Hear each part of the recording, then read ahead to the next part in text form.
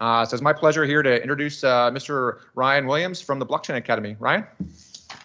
Hello, everyone, and thank you, Eric, Kevin. Thank you very much, John. Thanks for having us. And National Science Foundation wouldn't be here without you guys. So without further ado, we'll just run through some slides on education, what we're really trying to do, not just educating folks, but how we can help change education with NDF, and some ideas we have. So part of the working groups is their opportunity to join an education working group. And that's not just, hey, how is blockchain changing education? How is digital assets going to impact how educators and workforce developers move forward, but also get a lot of education. So we're going to jump into what's available to you, even for free, if you're a bronze participant. So there's just a lot of opportunity to educate without anything out of pocket for folks. Next slide, please. Okay, yeah, so we're going to talk about the education working group, a little bit about the Blockchain Academy, all the courses we have available, live workshops and events, because it's one thing to, we can all learn through YouTube, but if we don't have that engagement with people, if we don't have this sort of environment or online engagement, there's going to be things lost. There's not that direct feedback loop. And then, your day goes and you forget about that question and it doesn't get answered. And so we want to inject both that flexibility of learning on demand, which we're all so used to now on our devices, but also how do you engage a subject matter expert, with these courses in the specific areas. And so we really try to not just say, here's a bunch of content, here's content with live engagement, we feel is really important. And then accredited certifications, we'll get into that, and ultimately calls to action. Next slide, please. So really here to encourage people. There's a lot of working groups. I don't want to dissuade anybody from going to one or the other, but we want people to join our working group. One, to help position education to better serve those trying to build new things. We know how hard it is to find talent in this space, and it's really difficult. So part of the working group is not just, hey, I'm getting free education. It's how do we make things better together.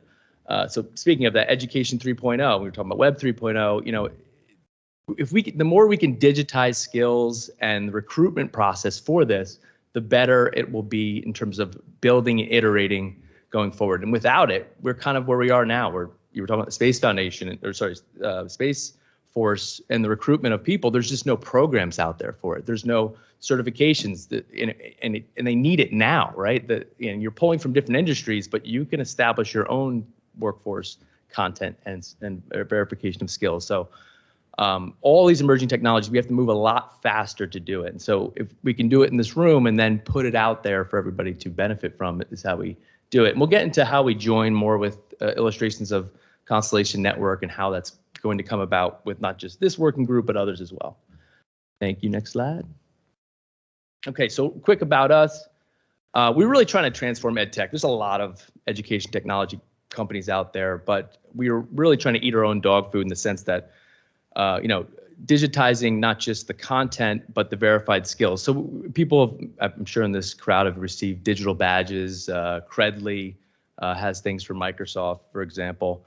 And those skills are on a database, and they are actually hashing it with blockchain. But we're trying to even make it more granular to the individual, so you can get a soul-bound, not just, hey, I verified skill, I took this course. So the more you can verify what it is it's easier for people to then target, recruit, and find the exact talent you're looking for, wherever they are in the world, or if it's in a geographical area. So the more we can transform and digitize who knows what and where and when, the better we are equipped to really serve these immediate needs that are quickly evolving. The one thing, I'm sure people have heard of Coursera and a lot of other platforms out there. You can type in whatever you want. You get a million courses from a bunch of different brands. It's a lot of apples and oranges, and it doesn't necessarily align with a verified outcome or skill. It's like, hey, I took a course. Anybody can, fog a mirror or press play on a video. It's what you actually can prove afterwards, right? And so we're trying to create courses that have that content and curriculum, but also really the verification of the skill. The thing is, we're going this white label route where we have the curriculum, we push it out through schools because, I was talking earlier, UC Irvine tried to get a blockchain program going for 5 years. They lost subject matter experts left, right, and center because, these companies were willing to pay a lot more than UC Irvine was for their time to create a course. There's just not enough PhDs with this knowledge. So how do we jumpstart the curriculum in certain spaces with emerging technologies? And then over time, have those folks take the curriculum and mold it into something that's relevant to their skills. And the more we can kind of get that feedback loop going, the better. So yeah, really it's about the future of talent development. So yeah, the quicker we can deploy knowledge towards a verified skill that employers are verifying that, yes, I need this skill, the better we can, establish the workforce. Or, imagine you're like, hey, there's a candidate out there that has 70% of what I know, and they're on this system, and, an email reaches out to them and say, if you take this course, you will get a 30% pay bump and you can have a job immediately. And that's an incentive everybody wants, but they don't think it's available to them. But if there's a streamlined, hey, I've got 70% of what they're looking for and everybody else has 50, right? So I'm just well equipped to upskill and quickly get into this exciting space. So we're trying to, streamline that effort as well. And with NDF, it's one thing to say, hey, tokenization gets you on the platform, but the more we can granularize the curriculum and who created what, and I improve this, so now I'm part of this particular product and I benefit from it by putting it out there. So the more we can do that, the better. And so we really encourage people to come to the working group to, participate in not just learning, but how do we make the whole process of recruitment better. Next slide, please. And so, this is a funny story. So our company was actually birthed out of a number company called Capital Wave, which did onboarding trading for investment banks and, Goldman and others. You don't just throw somebody on a trading desk. You have to 6 weeks onboarding to learn actually how to do what schools didn't teach you, right? And so those same clients were like, oh, well, what's Bitcoin, 8 years ago? And Bryant Nielsen, he's the founder of the Blockchain Academy. I know all about it. And he didn't know jack at the time. But that's everybody, right? We're kind of just figuring it out as we go. And now he saw the light immediately. Hey, this isn't just finance, right? This is going to impact every single industry. And he went hog wild for a long time on every, you can see right up there, blockchain for accountants, blockchain for healthcare, blockchain for XYZ. We're coming out with blockchain for energy and others. And for the longest time, it was how can I make money on Bitcoin? Nobody cared about the skills, and maybe the use cases were just emerging, but they weren't really tactile or they weren't really actionable in the space. Now with NDF and a lot of these things that are happening in the space, the talent is needed now in these different industries, and it's not just finance. So we really need to drive that home. And then it's all the compliance around this and how, the right to be forgotten. You can't put everything on a blockchain and just, it's all honky-dory. It's not, because you have to protect people's data. So we have to be very mindful as we go into this next iteration of the internet and just make sure, we're being compliant and mindful of, governments and what they're trying to do to protect citizens. And so we wrap these courses. These are all in the non-technical. If you mind going to the next slide. So I know we talked about those are non-technical. That's about 45% of the hires right now aren't developers. I myself am not a developer. I imagine many in the crowd here, it's probably 50-50. And the internet's kind of like that, right? It's like, 40% are developers, 60% are marketers, C-suite, operations. And right now it's probably more so 60-70% developers that are needed, but more of those soft skills to deploy and get real use cases out there and sell this technology is needed. So we need both sides of the coin in order to get this. You can build a product, but if you can't sell it, right? If it doesn't get used and deployed, everybody says, build it and they will come. No, there's a lot of people building things and there's just not enough tractable things. So I think with NDF and the people in this room, we could build something really remarkable. So we have a lot of great courses. We've created courses for Coursera and O'Reilly, Algorand, Hedera Foundation. And, if Constellation wants to create a course or they're going to build on an existing course and have an existing module just to key in on what it is they're doing in the marketplace versus other protocols, those are the things we're looking to try to inject, because the easier we can do that, the faster we can do that, the faster we can get people up to speed. And it could be just a 45-minute course with 10-question assessment, and that alone we'll just separate, separate those that are talking and doing, right? So that's what we're trying to do in the space. And it's one thing to just say, hey, take these on-demand courses. Next slide. But if you don't have regularly scheduled live instructor engagement, there's going to be a ton of questions unanswered. And yeah, you can do a chat, or we can do a chat bot with AI, which we're building. But you need that creative space to talk about these things that are happening and people's ideas. And a lot of times when people speak up, you're hearing an idea and it gives you another idea. So the more we can put people together from different schools, different backgrounds, the better. We were talking about MIT Media Lab. They put different, people of different strengths and different industries right next to each other so that they can learn how they're doing things differently. And it's that diversity of thought and talent that we need to engage. So live events are just, we didn't want to do just on demand. We needed live engagement in addition to the asynchronous and assessment. If you're not assessing people, who cares, right? Like anybody can press play. Who actually can pass an assessment and says, I understand this. So that's what we're trying to accomplish here. We do most of it through Zoom, but some schools use Teams, and we'll do whatever gets it done. So next slide, please.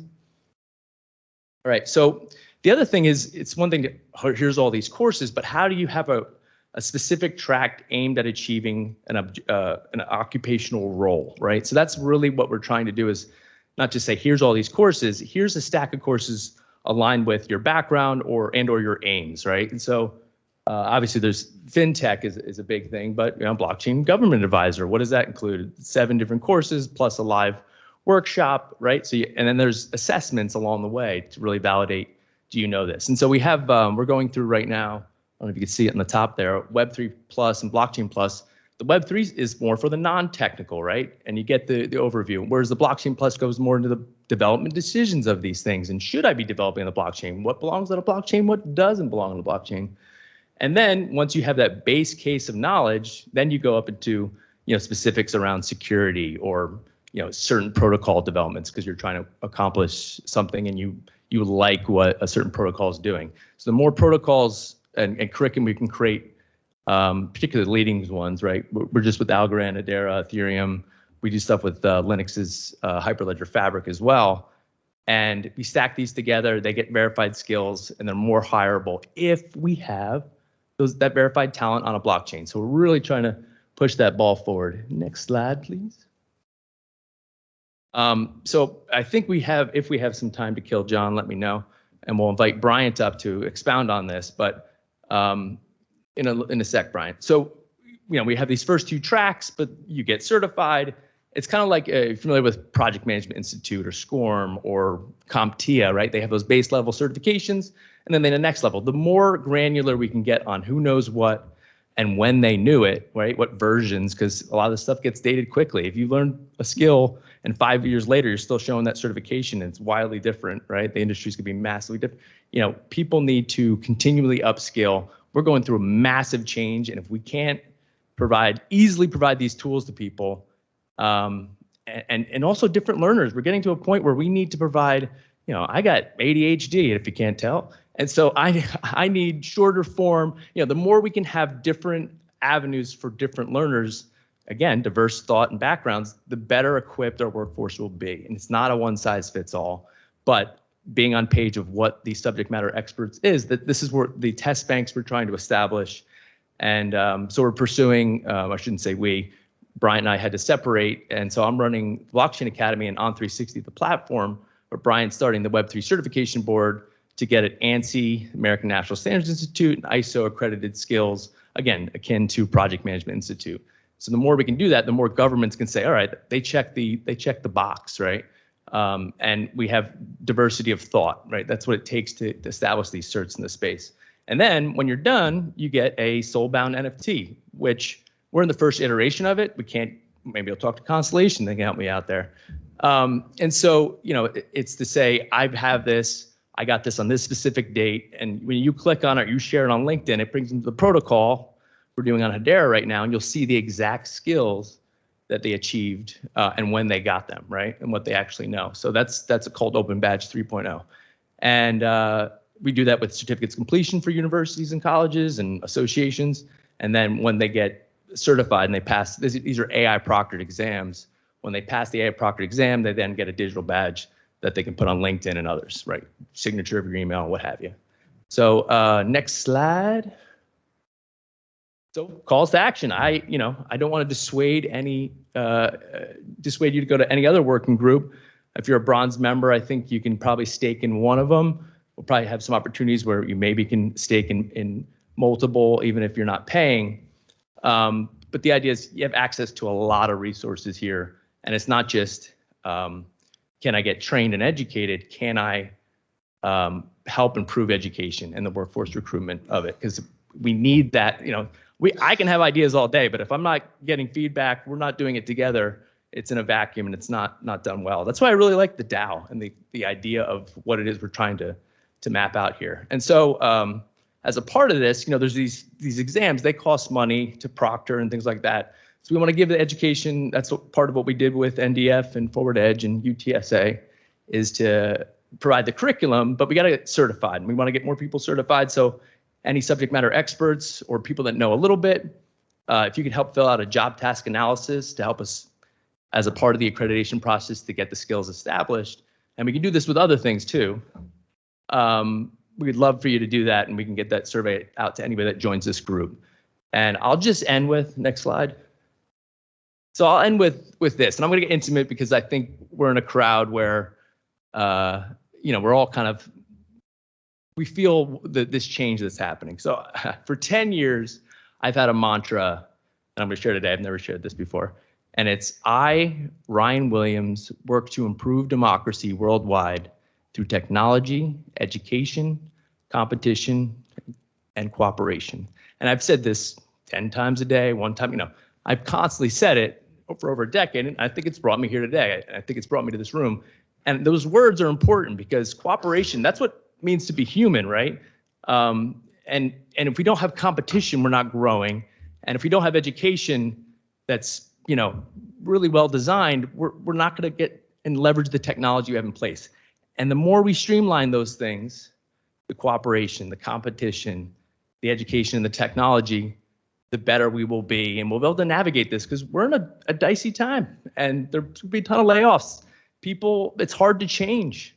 I think we're seeing we need to provide the resources as quickly as possible, particularly to the underserved, and otherwise we're just going to get further left behind. We need more females in tech. We need more diversity, and that's just about it. So thank you much, and I'll bring up Brian to the end here to add a little more.